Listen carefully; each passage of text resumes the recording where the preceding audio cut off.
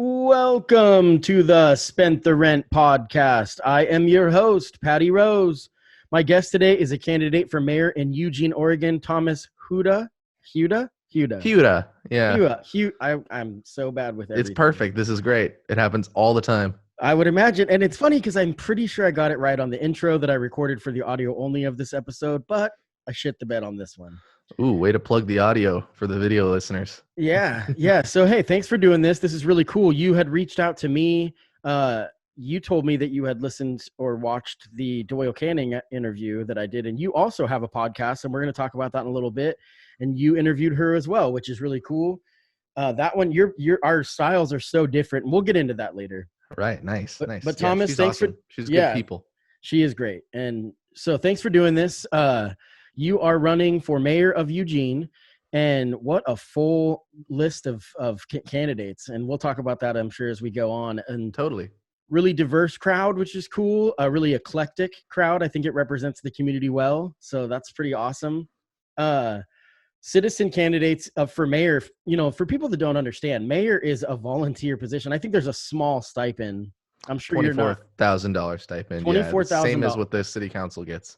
Yeah, so Yeah, it's not. It's part-time volunteerish. Yeah, so I mean, it is paid, but still, that's not very good. And you're an educator by trade, right? You're a teacher. So that's a little bit even less than a teacher makes.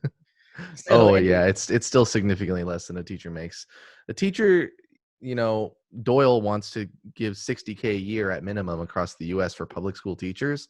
And that's great. But even then, like if you calculate it by hour and how much time you're actually spending thinking about your kids and thinking about what your lesson planning, and it's still terrible pay.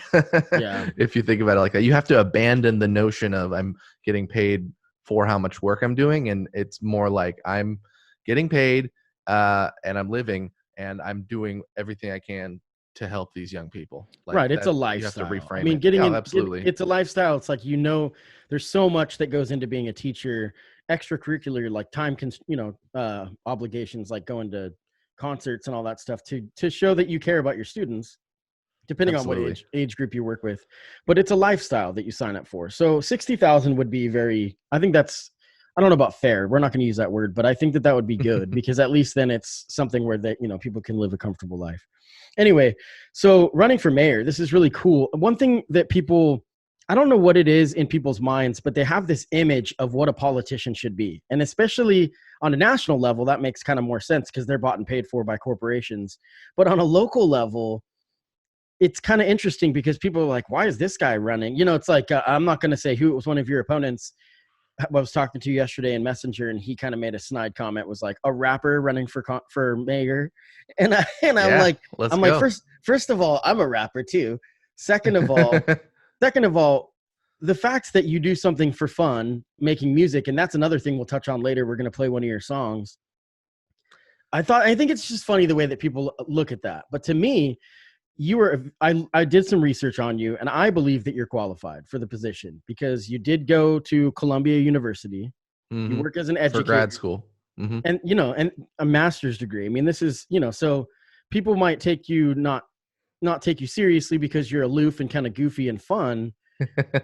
But I would be 27, and and young is I'm a very good point. Now. Sure. Yeah. And then, for people, I mean, running a business, I think is to a lot of people kind of a prerequisite for a politician today. And so anyway, I don't want to talk about reasons that people shouldn't vote for you. We're here to help plug you. But I do think that it's kind of interesting when people have this image in their mind. And what do you tell people when they kind of look at you and when you say, I'm running for mayor, do they think it's like a publicity stunt? I'm losing you right now. I don't know if you can hear me, but all I heard was, I do think it's kind of interesting, and then a dead pause. Okay, we're back. But I asked if when you tell people that you're running for mayor and you're doing the street, I mean, now obviously it's all remote, but you had some time to campaign before this executive order for the shutdown. Did you kind of feel like people received it pretty well, or did you get kind of like people look at you like, is this publicity stunt? No one's ever explicitly said publicity stunt, but I have definitely had a mixed response. And I've had people who, when they get to know me and get to talking to me and hear about my ideas, they are on board. And that's where we need to be. Ever since COVID-19 happened and We have had to move a lot of basically all of our campaigning operations to the internet. That can work in my favor because, I'm a podcast host. I've been podcasting weekly since December, video and audio. And so, this is kind of like the race has come to my domain a little bit. I've Yeah. been using my web presence a lot to promote my legitimacy, my credibility.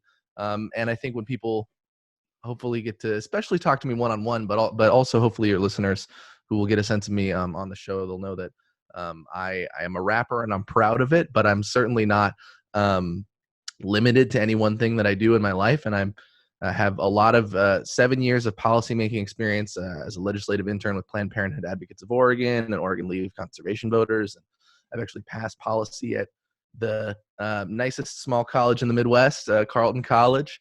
And I was a 4-year student senator there. I was a college council member. I was approving multi-million-dollar science complexes and a performance hall, like building plans alongside administrators.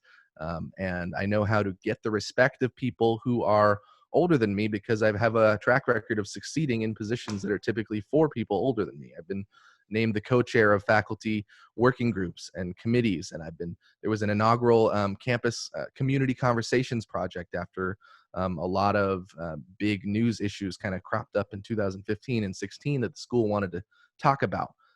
So I, pioneered that whole project, and we got every single member of the community, students, and then a lot of faculty and non-faculty staff literally sitting around in dorm lounges and talking like this, like having real Right. conversations with one another. So my Which is what experience is happens. varied, but yeah.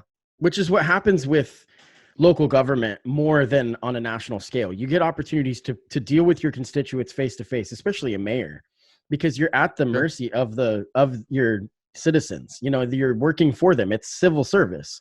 The funny thing too is that the mayoral position in Eugene, we have what's called a weak mayor system as opposed to a strong mayor system. And so they have very little power. They have very little legislative executive power. I just talked to Kitty Piercy. She says you have tools, but you don't have a gavel. You don't have the ability to just speak a policy into existence. If you want an ordinance to pass, you don't even have a vote on it. So you got to get 5 votes out of the 8-person council, but really you have to get 4 votes because you can vote in terms of a tie. Sure. So but it's so funny because there have been a lot of people criticizing the incumbent mayor, and I am one of them. I try to do it respectfully and appropriately for the situation because I don't think that anybody should just be able to walk into re-election. And one of the prevailing things that her supporters will say is, don't you recognize that the mayor doesn't have any power? Why are you criticizing her for not demonstrating, what you think is enough leadership? Because she doesn't have the executive authority very much. But so that's the funniest thing is that argument will get spun because it's like, oh, why are you young and you think you're qualified to take on all this power? And then when you criticize the mayor for not using her power well, it's like, oh, there's no power in that position. It's just a figurehead thing anyway. Right. So why not put somebody in who has the ability to inspire and reach out to a younger generation of people than anybody else on the ticket is able to reach out to, and who also is able to communicate with, boomers and Gen Xers and the like. So I'm ready and I'm excited. Yeah, I think you got something going for you. I think that, there's definitely a future in this because, one thing I want to touch on before we I hope move on Eugene has something going. Well, we'll see. It's about me, but really we need the best leadership that we can have in That's a fact. The city, all 8 seats of the city council and the mayor's office. Yeah. So I want to touch one more thing about the hip hop music. People don't really understand how it actually can work in politics and in coordinating community. People don't really understand the behind the scenes of what goes on to putting on a show. There's so much that it does. And then there's the crossover with teaching. I've seen a lot of teachers use hip hop as a teaching tool because they get to a level where the kids are like, oh my gosh, they get me. And then they can, have a respect. And so I think your style, the song that we chose, and we'll talk about it at the end, is really good because it's powerful, it's positive, it's upbeat, but it's deep, and so anyway, we'll get to that part in a bit. And it's produced by Springfield's, originally Springfield's, now he lives in Portland, Cross K, who used to go by Odar and was a member of the group The Illusionists. And that was the very first beat that he ever sent me for an album I was going to put out. Oh, wow. And yeah, we'll talk about the it was music in a awesome. bit. There's a lot of crossover between people that you and I both know and have worked with It's great. at different capacities, which is really cool. If anybody's interesting, there's a few interesting people. No, if anybody's interested, you can look up Gradient is what you go by, and we'll reference that again in the end of this episode when we play your song. Let's talk about your podcast. So your Awesome. podcast is called Less Stupid with Thomas Hiura. Yeah. And I just kind of, you were not on my radar. You were outside the bubble barely. And then we kind of were able to cross paths and make this interview happen. But I've been doing a little bit of research before this episode and listening to your podcast. And I got to tell you, I'm a fan. I mean, it took me 10 minutes to put you in the top echelon for Eugene podcasters quickly. It's just because of all the money I blew on this fancy mic here. That's all that it is. The mic creates the content, but you've done some really cool interviews. There's fun ones, snarky ones, heartfelt ones, interviews with local politicians. There's a lot of similarities between what we do and a lot of differences, but I definitely have a lot of respect. So why don't you tell us what the Less Stupid podcast is all about? Absolutely. Thank you.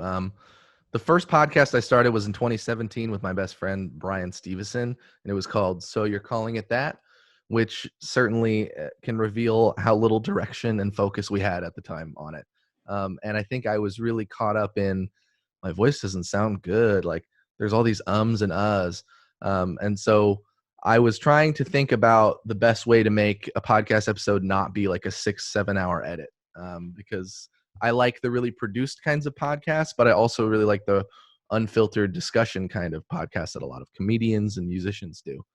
So I'm trying to take the best of both worlds. Less Stupid is it's open dialogue and conversation with a lot of politicians and political figures who I ask about music, and a lot of musicians who I ask for their takes on politics.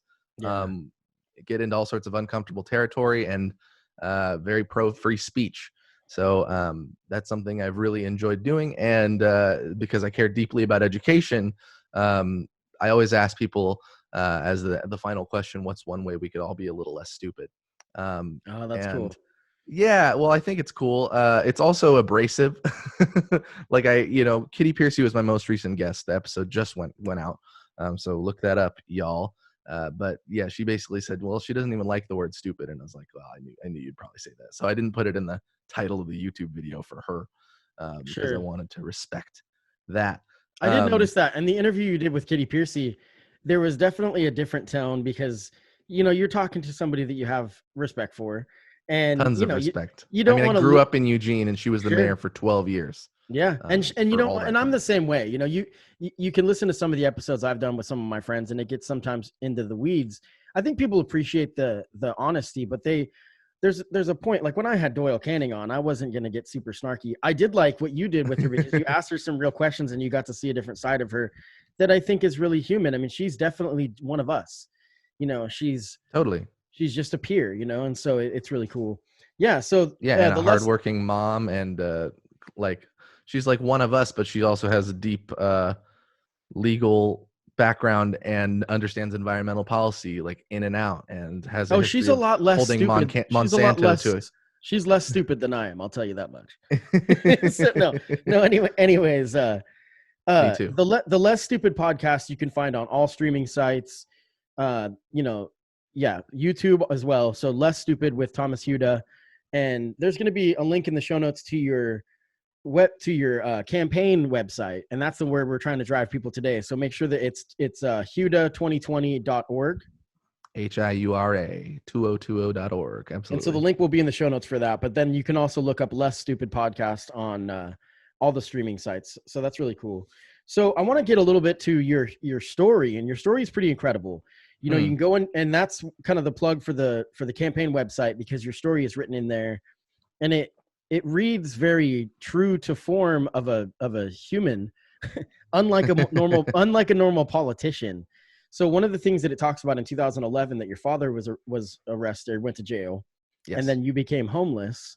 And so this much later. He was homeless since 2011. Or he was homeless. Sorry. Right. Sorry. And he's been home. He's been unhoused since 2011. Bless his heart. I sold him a Prius to live out of a few years back, and that was a good change for him. But He's got a big trailer and he's got a place where it's parked and he kind of bounces around. But that's not super related. It's a little related to No, how I mean, later I became unhoused for a solid 6-month period during this campaign. But here I am now in, yeah, I could knock on the walls. You could tell it's not a Zoom background where, I accidentally, I green screened it in. This sure. is This is legit. actually a green screen behind me. But no, but I wanted to at least touch on the facts that you have an understanding of the reality of homelessness. And homelessness is the number one Definitely. issue. Homelessness is the number one issue in Eugene. That's not even debatable.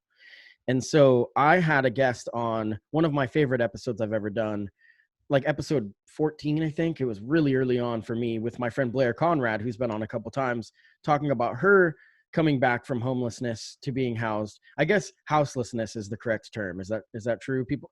But we're not here Yeah. to talk about semantics. We're free speech people. I'm not trying to obviously my heart's in the right place. Yeah, you do you do your best and you do what you can. Right.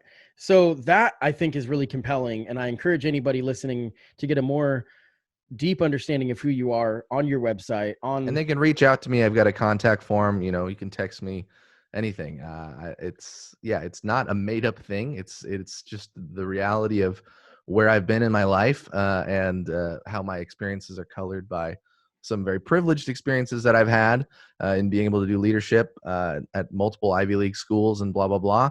But also some of the very real, I think, kind of Eugene experiences. Those, I grew up in North Eugene off River Road. Yeah, And yeah. So I'm so did you proud of attend where I grew up. North Eugene High School? Yeah, and Kelly Middle School and Eugene Gakuen Elementary. Now, when your dad was in trouble with the law, how old were you? Junior year in high school. Oh man. Yeah. Yeah. And so did you live with both of them, your mom and your dad? Yes. Yeah. Yeah. They should have been divorced a lot earlier, but they had this idea that we would stay together for the kids, but they weren't communicating, and they were trapped in, passionate disgust for one another. And that's not a functional situation. So for quite some time, my dad was not living in the house, but he was living in a trailer in front of the house. And we had spray painted the whole thing camo, because, Then North nobody Eugene. could see it, that way. Yeah, exactly. That's good. And I think it might still be on Google Earth. If you look at that house, it might still be there in the images. Wow. But it was a interesting experience for sure. Yeah.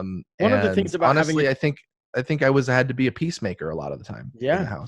In the house. I was going to say that having grown up in we'll call it a dysfunctional home myself, I think that this has prepared you for politics, because that's the duality we live in today. Is a dysfunctional home.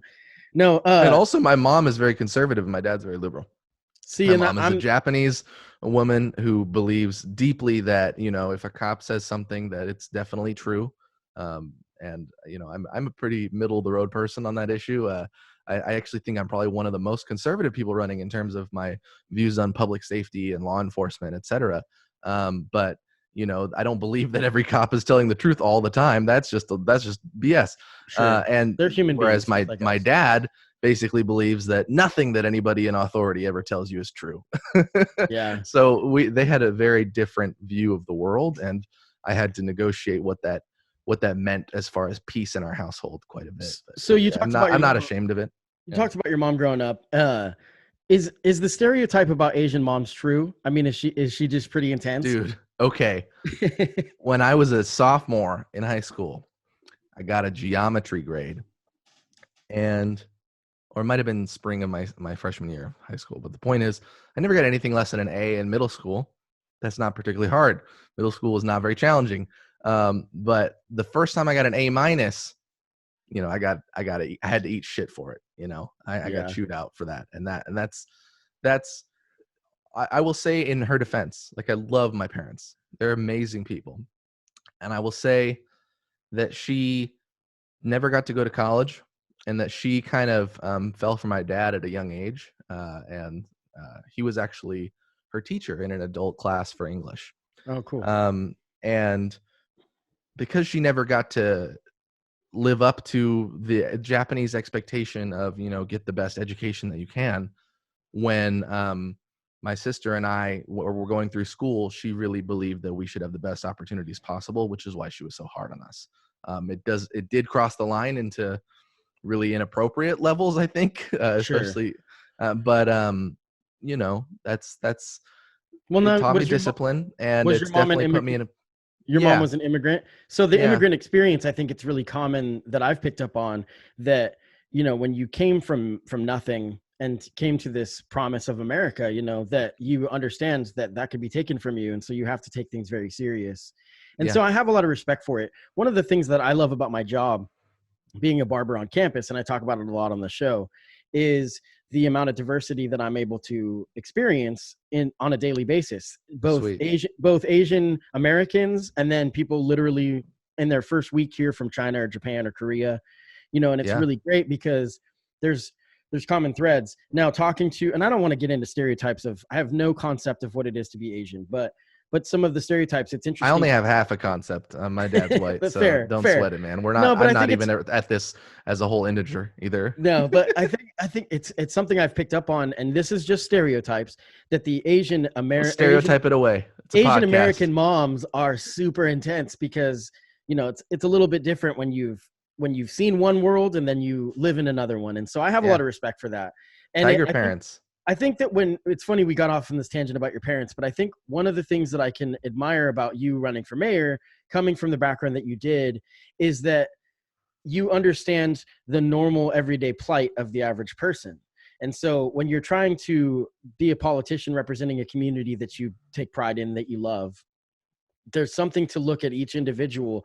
And yes, you might be falling off in this current right now, things might be struggling for you, but there's something inside of everybody that's positive. And that's what we Mm, need in our leaders, is not to be mm. like, oh my gosh, why did, like, to say about your mom's like, she didn't even go to college. You know what I mean? Right. It's like, whatever, like, this is a human being that Sure. has persevered. So that's really cool. Well, I do talk about everyday people a lot in my campaign because that's kind of where I come from, and in 2011, KVAL did a hell of a feature.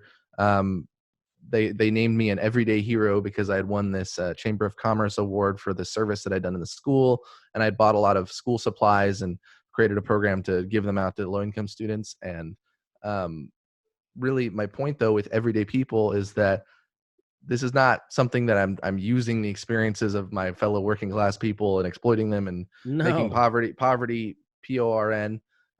This is just, I'll tell you for real, Patty Rose, that the people I've learned the most from are the people sitting on the streets in Kesey Square. 100%. You chat with those people and they have experiences from all around. And so, I had this amazing duality of being able to chat with those travelers and then also working as a bellhop and a shuttle driver at Graduate Eugene, which used to be Hilton, and it's the premier conference center in the city. So we have, whether it's for fish and wildlife conferences or education conferences or just business leaders around the world and the country, and athletes, high profile people who want to come and experience Eugene. And that's basically between 6th and 7th, and then you go like 3 blocks south and you've got the Kesey Square where Broadway and Willamette meet.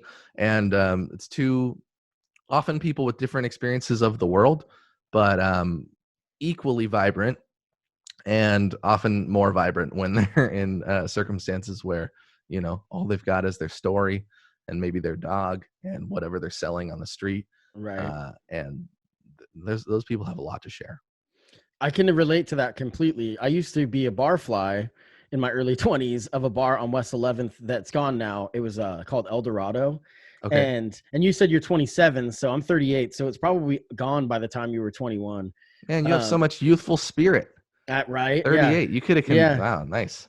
I'm completely gray from the waist down. Anyway, no, but so that place was really interesting for me because there was such a first of all diverse group of people. I remember watching the Obama inauguration, and that there's not a lot of black people. The first one, right? Yeah, the first one. Yeah. Nobody showed up to the second one. Right. Not as many as showed up to see Trump. But anyways, he had the biggest audience ever. It was right. huge. No, but anyway, so there was not a lot of black people. Probably one of the biggest audiences. Okay, sorry. Of all time. No, but there's not a lot of black people in Eugene, right? But there was a very sadly, and as a result of terrible history and racist policy. And that's a whole, when we can get into that at a different time. But at that bar, there was a little pocket of African American people that I got to be really good friends with, and that we were completely different. They were very working class, right? And not youthful. I mean, older, like 60s, 50s, 60s. And so it was a really Okay. cool thing because that was not something I had had an experience to hang out with a group of like 25 Black people, right? In Eugene. Mm, And yeah. so this is just one example. There was also people from Honduras. There was also people from Mexico. And then there was also a lot of white people that were struggling with drug addictions, like meth and different things. So there's all this just odd a conglomeration of Odd people company. Yeah. that really, like you were talking about, just learning from people in Kesey Square. That at El Dorado, that was my favorite thing to do, is just get drunk and talk to the 60-year-old guys and learn a ton of stuff about just different perspective. I remember a guy telling me a story. He was from Honduras, about his brother being killed by the cartel and how he came over here with an AR-15 through walking with it above his head. And I'm looking at him in the eyes and I'm like, he's telling me the damn truth. Like, this is Yeah. not a made up story, you know? So to Not a hear, C story. Yeah. no, so to hear the perspective was really interesting. So I want to get back to your campaign. Now, there's a few things on your website for people of my age and up that are going to be like, what? You know, it's a little bit shocking, and I want to at least address it. It says on your I try website, to not put it at the very top front, and it's because totally the okay. value of making a good impression is high, especially when you've got, like, you know, the register guards basically saying all the 6 challengers are just little known and don't make a good case for being mayor. I'm Right. trying to make my website presentable while also a good reflection of myself. Yeah, Go and on. so essentially, there's something that I have an understanding of, kind of falls along age lines in this country and in this world, and it's an acceptance of gender norms, right? Or Right. an acceptance, it may not be the right word, just the conversation of gender norms. So Mm. on your site, it says that if elected, that you would become the first mayor of color in this town's history, which is Yep. shocking and crazy. But Oh, not at all there's good shocking, there I would think. there But would be yeah, a lot of but unfortunate. I mean, Dave Chappelle, when I saw him in Eugene at the McDonald Theater, he said that this is a diverse town. There's like 50 shades of white. Anyway, you would be He's the first. literally one of the greatest and most important comedians of our generation. He's pretty By the incredible. way, if we could do a whole episode on him, I'd We be can more in the than future. down. But We'll do that. We'll just call it Dave Chappelle. right, We'll talk about it. right. Anyway, so it also says on your website that you are non-binary, and can you explain to Yeah. us, for people that don't understand what that means? You know, so you If can you could explain see to my us. toes, they have pink polish on them. That's the easiest way to just show you what it means. It's like, this is me, and this is who I am, and just present myself. And I always, like, okay, I have been openly bisexual since basically the tail end of high school. But there's definitely that sort of erasure of, oh, well, like, I know that person looks like a dude and they keep dating people that look like they're not dudes, so you're not queer or whatever. And so when I think about being non-binary, I think that I'm in many cases sort of anti-binary. Yeah, that's how I picked it up. Yeah, I don't see the world as being in a political binary. You know, I re-registered as a Democrat in order to have Doyle Canning on my ballot in the congressional race, because we're whack and we don't have open primaries. Right. But I don't believe in D versus R, left versus right. I don't believe in a whole host of dichotomies that we get caught up in thinking about.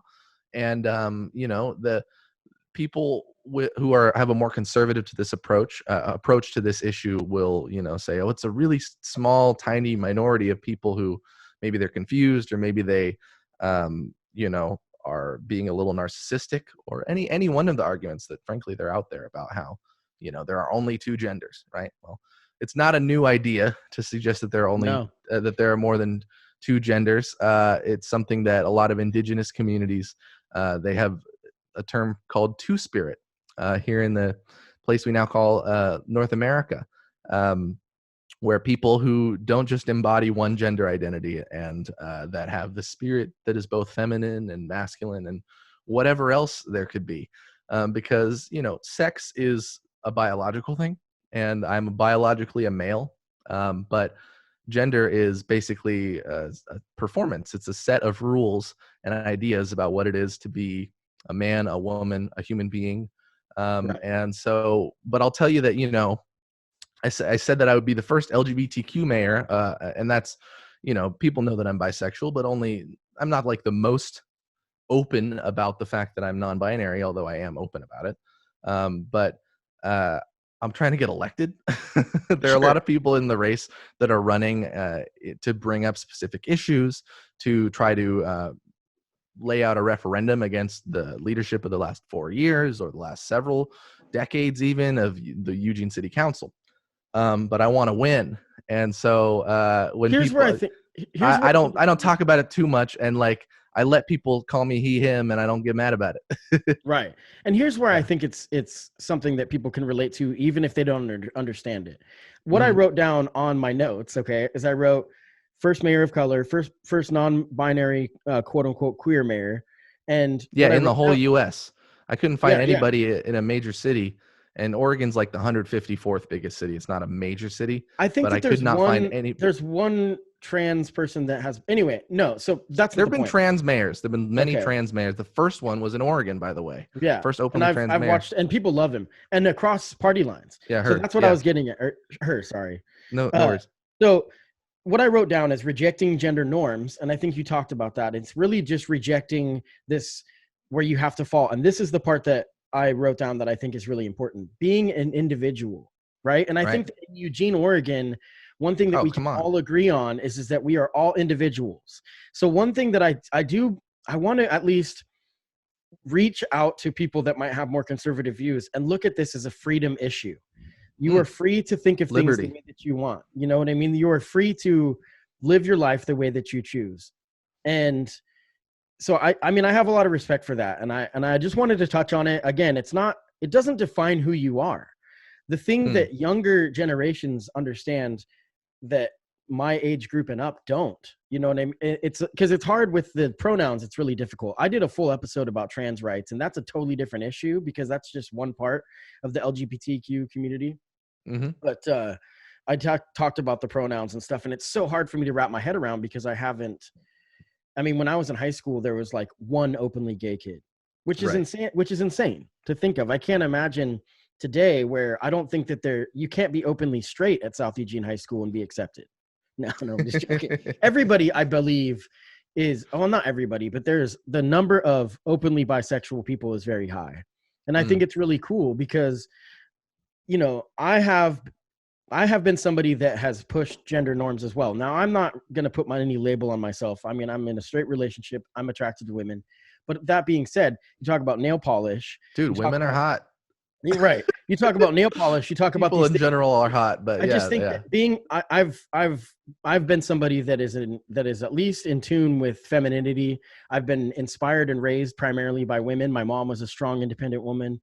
You know, my girlfriend, the women that I'm attracted to have different qualities of femininity, but I have a ton of respect for women. So there's those qualities that chauvinism and masculinity is something that I reject as well.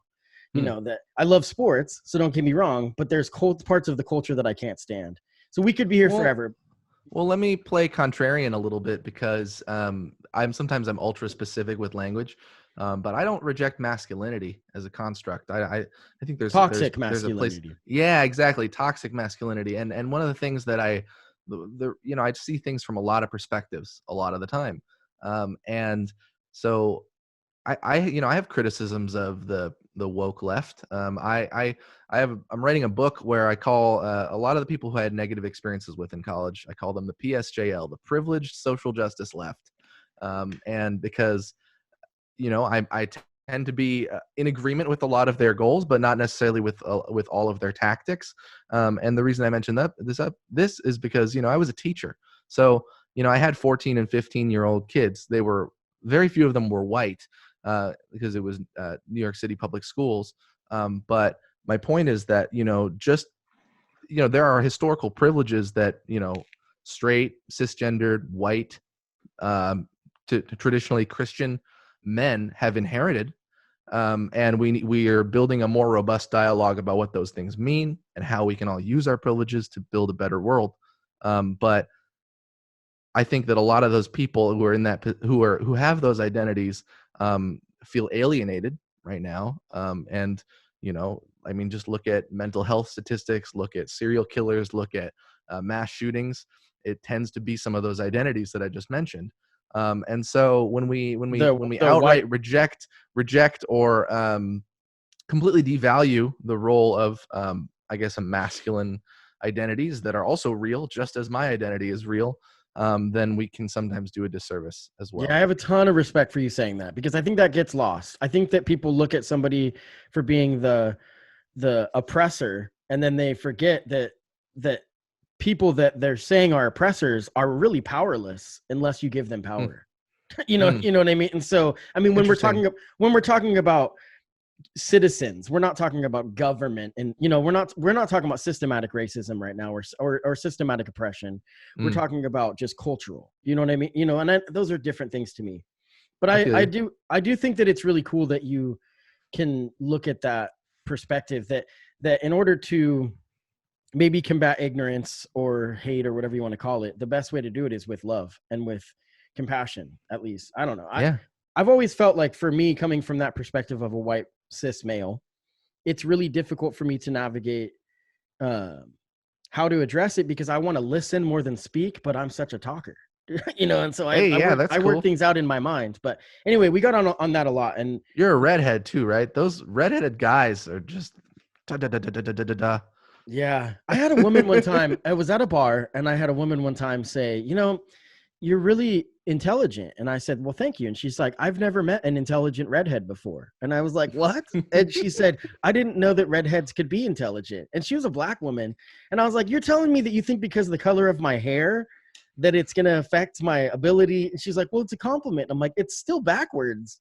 Anyway, Oh yeah, those kinds it's of what some would call microaggressions. They happen. I mean, I was having this great experience with somebody I had a romantic involvement with my freshman year of college, and we started making out, and she said, "I've never kissed an Asian guy before," and it's like, okay, I mean, cool, you're excited about it, and in a situation like that too, you don't want to interrupt the flow of a thing that's positive. sure. But at the same time, it's like, why is that worth mentioning? You just went, Yeah. "Yoop." No, anyway. So, where are we at with time? We got a little bit more time. I want to Yeah, ask you, before we get to the music part, I want to ask you, what is it that inspired you to want to run for mayor? And what is it that you want to do, to good. change? I was hoping we would get to that, because I have a whole lot of policy ideas. I was inspired a lot by Andrew Yang, who ran a great and history-making campaign for president, and he had more policies on his website than just about anybody else. And so I have hashtag 64 policy goals in 8 pillars. It started out as 5, but then it grew to 8 because there are just too many issues I care about. And those are education, mental health, business, housing, climate, art, history, and climate again.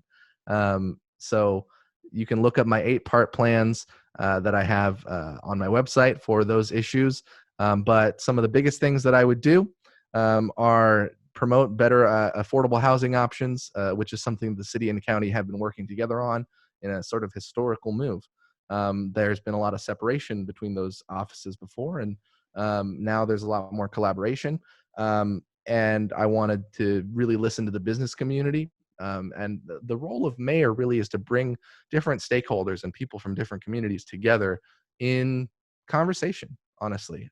So, there are a lot of business owners and small business people who feel unfairly demonized by, let's say, like hardline anti-capitalist rhetoric that therefore assumes that if you employ people that you are exploiting people. That's not something I agree with. And then also there is, this, basically I'm setting up this argument. I don't need to go into it too much, where the homeless community is pitted against the business community, and that is just something we need to break down. So that's one Absolutely. of the biggest things I would do. I was given an award by the Eugene Chamber of Commerce, the Future First Citizen Award. It's like the the schmooziest award they give to high schoolers in Eugene, and they only give it to one high school senior a year. And big shouts to my sister, because she got nominated and she didn't win it her year, but then I came around and won it 2 years later. I'm sure that Hey. felt good. Yeah. Oh, it Anyway. always feels good. Yeah. And so I have a real deep relationship and respect for the business community. And my little news platform I've been running, and my studio is operated in some ways like a small business. And I have plans to own a small ramen shop called Rappa Ramen, a hip hop ramen shop in the future. Oh, cool. But we got to get everything else has to be squared away before then. Sure. But I also have a deep connection and longstanding love and respect for the homeless community and the unhoused community in Eugene. So, people can look at my website, look at all the policies that I support. You can reach out to me. I've had a lot of great emails from people who are like, I'm really excited to vote for you, but I want to make sure that your views on this House bill are aligned with mine. And sometimes my views are not, and I'm honest about that. And then they don't email back, and it's like, oh, I lost a voter, but at least I was being honest. So I have a lot of plans, and I have a lot of credibility and a lot of experience that I'm glad you've given me the chance to talk about now, even though I'm just doing it in a broad, general way. And I look forward to. I really hope somebody reaches out to me from this, and I think they will. I mean, on those issues. I'm asking anybody that's listening to this, if you've made it this far, wherever you're listening or watching it, please share this video because we need to get the word out. It's May 16th, I think, was when ballots are due back in. May 19th. May 19th. I don't know. I always say 3 days earlier than whenever the date is, so that you can make sure that it happens. No. Yeah. Well, anyway, in those last hours, I was even telling people May 18th for a lot of this campaign because I know that if I tell everybody to vote on May 18th, there's going to be a bunch of my friends who don't do it, and then on the 19th, I'm like, gotcha. The reality is that nobody knows what day it is anyway right now. So towards the end, you can't even mail them in. You got to just go to one of the when you get your ballot that day, fill it out, send it in. That's what you do. But, Thomas, this is really cool to get to talk to you. If you're listening or you're watching this, in the show notes, there's a link, huda2020.org, and definitely check that out. You talked about your 8 policy points. What did you call it? Your 8 pillar issues. Yeah. And it said on your website the 28th that they were going to be updated on April 28th. So that's probably something you have to do today, unless it's already been launched. Yes, absolutely. So anyway, thanks for noticing that. Yeah. Some of it's been updated, but today's the 29th, and I'm hustling my butt off to get everything in there. Because let me also say, this is a primary campaign where I believe I can make the top 2 without any help. So I've been doing that. I'm an independent spirit. I've been running this campaign basically all by myself, turning away people who want to be my campaign coordinator and manager and, fundraising help. And I don't take any money. It's all self-funded by my own less than $4-figure budget that I put into it. And then what we need to do is there are a lot of awesome challengers who I've befriended, and everybody wants to get behind whoever the ultimate challenger to the mayor is. And we're going to grow the team a lot. But really, I'm just saying that to say that I've been doing a lot of stuff on my own for now, and I'm really excited to see what the vote total looks like. Yeah, it's pretty exciting. I'm in your corner. Now, one thing I have to say is I live in Springfield, so I'm not going to endorse. I think that there's a lot of candidates, but if I was in Eugene, I think I think you would get my vote after this little conversation. And Thank you. And even though not all the 8-part plans for each of the 8 pillars are not totally on the website yet, but there are multiple policies for each of those 8 pillars. So you can see definitely where I'm coming from. Oh, yeah. And that already puts me ahead of pretty much everybody in the race in terms of how much policy depth I put out there. Yeah, I think you've done a lot of good with the website. I definitely encourage anybody listening to check that out. So we had mentioned music, and this is where you and I have a little bit of a crossover. This podcast, for anybody that doesn't know, and this is episode number 75 of the Spent the Rent podcast. So I started That's an awesome number. Thanks for letting me do it. Yeah. So Spent the Rent Records was my made up record label. And I started it because I spent my rent money to buy a microphone. And that's how this whole thing evolved into being a podcast and all that. And that's where it started from. And so we have a lot of crossover with people that we are familiar with, good friends with. I haven't done a lot of music with the crew that you run with, but I've kind of been on the outskirts of it. Sammy Warmhands, Cerebral Cortex, Reaction. These local MCs. Eugene has such a plethora of unique hip hop artists that are lyrical, that are just amazing content, good delivery, pretty good production quality, just really unique. And so I like that. Everything was totally unfettered and untainted, and then you're like, pretty good production quality. I listened to your From the Dead album, and it was mixed really well, right? And that recently came out on Spotify. And the very first thing that sticks out to me, because I have a background in audio engineering, is, does this mix sound good? even more than what the ideas are that are being communicated by the artist, and it's Yeah, kind of a the hindrance. guy that helps me mix those, I mean, he adds the finishing touches. Hopefully we've had a little bit of a falling out, so hopefully we fix that because he's an incredible. Shit happens. Yeah, I've had a bunch of falling outs on the campaign. When you We're work rolling. when you work with passion, when you on passionate things constantly, sometimes it gets the better of you. That's a different story, and I don't want to get into it. But anyway, so we're gonna play a song, and I want you to tell us a little bit about it. So your MC name is Gradient. What does that mean to you? It's something that I saw when I was like thinking about bicycling and the grade of hills. And I later kind of retroactively liked the name even more because it's kind of like the word spectrum. It's like, it's a math term, but really like, you know, the gradient tool on Photoshop, right? You know, the smooth transition between red and blue, and there's all the purples in between.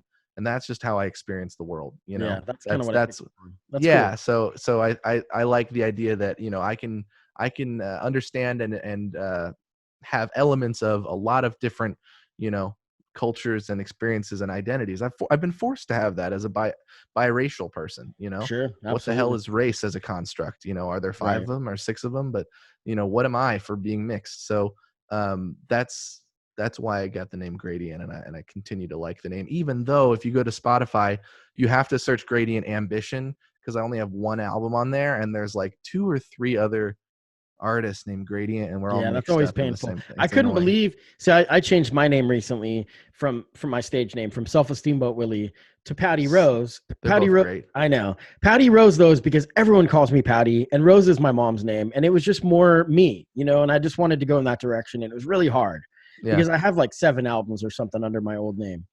But nice, yeah, that is hard. I couldn't believe that there was no music under the name Patty Rose. I just couldn't believe it. I was like, yes, I need to lock this up. That was because, you know, once, like you said, it's painful when you have artists with names. That's why there's no Self-Esteem Boat Willie. There's no other one.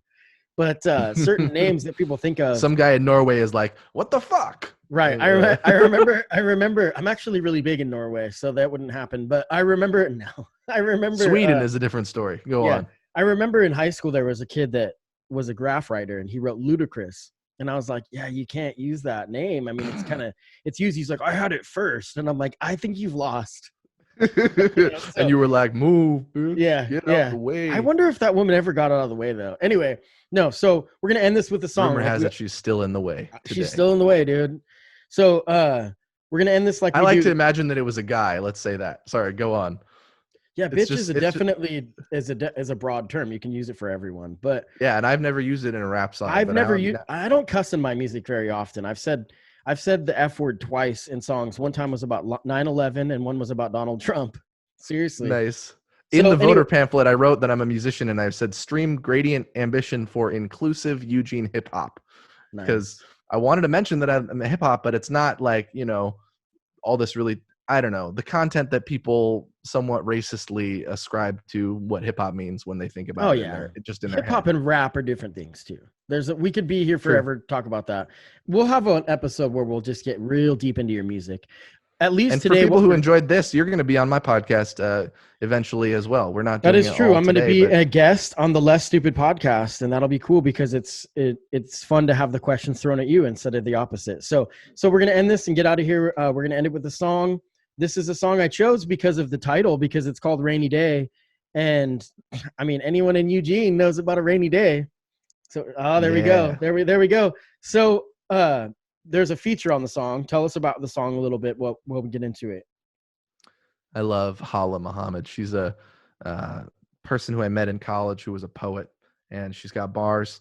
But she came in the studio and just did like a quick. She had to go to a party, and her friends were drunkenly texting her to like be like, yo, when are you going to come out? And she was like, hold up, I'm doing this poem. So she does a mini poem at the end of the song awesome. That she wrote in the studio. But the song is about my upbringing and how much I love Eugene. My first mixtape was called Blackberries and Bike Rides. And the first track, it's all about, those are the views that I experienced on the bike path along Willamette River. Yeah.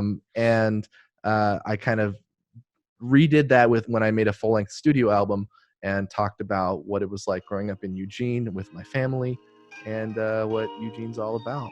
That's cool. So this is Rainy Days by Thomas Hiura, a.k.a. Gradient. Thomas, thanks a lot. It's great meeting you. Thanks, Patty. Take it easy. I'm not gonna wait for the beat to hit before I can spit, cause I've waited my entire life for this. Writing this felt nice, it did, but it feels better to be reciting this. I exist in life to try and fly as high as I can get. Strive to just inspire minds of guys who might be liking it. I'd liken it to a medicine, kill pain like Vicodin. Rap game didn't want to let us in, but it'll get a lot better once I get in. I got a mic and a pen, and I might go psycho quite like Michael did. Or I might just write flows honestly. When I'm on the beat, that's what my goal is. So I must confess to feeling blessed that you are hearing this. My only goal in rap is to reflect on my experience. I testify that weirder kids can best the finest lyricists. I step farther than stepfathers of Potter, yeah, I'm serious. Deliriously spitting sicker than a myriad of punks, and I can punctuate a line without a period. I spit it correct and stay calm on the beat, like I'm Tom, the grammar officer, comma police. Okay, computer saying I should stop the dated references, optimize my album quality with data sets and shit. Nah, I say the things I wanna say. My weapon is the authenticity that's often missing when they're repping shit.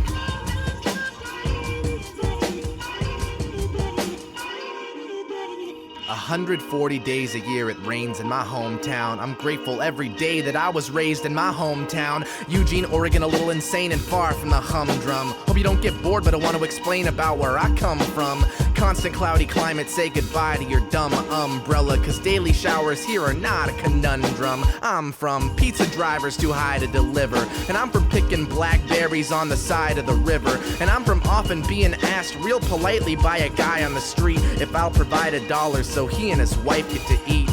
Unspoken poverty, got a lot of folks not owning property, but I don't want to focus on showing awful things. There's a lot that growing taught to me. People want that dough monopoly, but don't want the battle that burns and scars. Shout out to my family, cause they showed me the value of working hard. In the backyard past the sunset, dad made us work till we ask, are we done yet? Mom working every night to feed us food, and my sis taught me to succeed in school. Clouds overhead, but it's okay. Never be afraid of a rainy day, just seek that goal that you have before you, cause nobody's gonna grab it for you.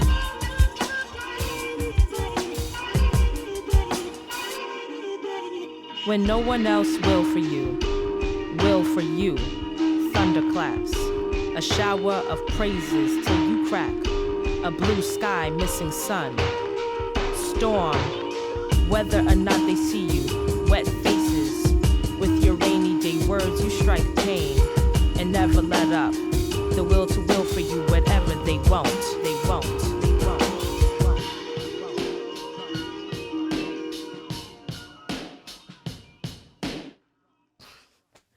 Now I'm definitely messing up. You know I'm tired.